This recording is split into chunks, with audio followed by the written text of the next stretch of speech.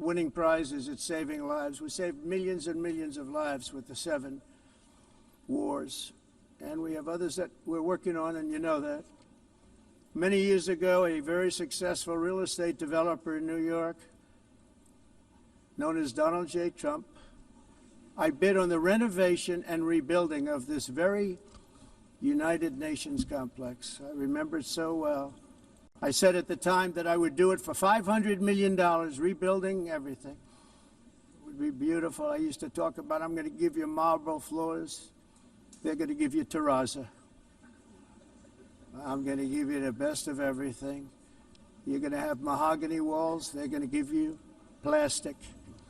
But they decided to go in another direction, which was much more expensive at the time, and which actually produced a far inferior product.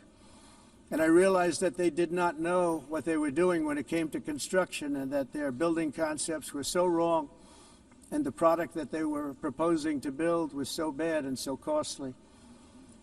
It was going to cost them a fortune. And I said, and wait till you see the overruns.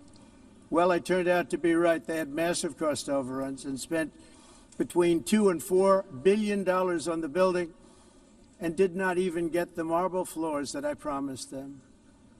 You walk on Terrazzo, do you notice that? As far as I'm concerned, frankly, looking at the building and getting stuck on the escalator, they still haven't finished the job. They still haven't finished. That was years ago.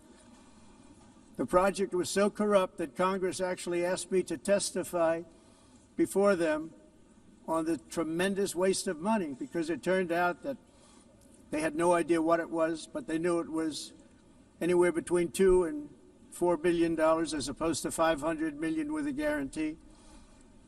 But they had no idea, and I said it cost much more than $5 billion. Unfortunately, many things in the United Nations are happening just like that, but on an even much bigger scale, much, much bigger. Very sad to see. Whether the UN can manage to play a productive role, I've come here today to offer the hand of American leadership and friendship to any nation in this assembly that is willing to join us in forging a safer, more prosperous world. And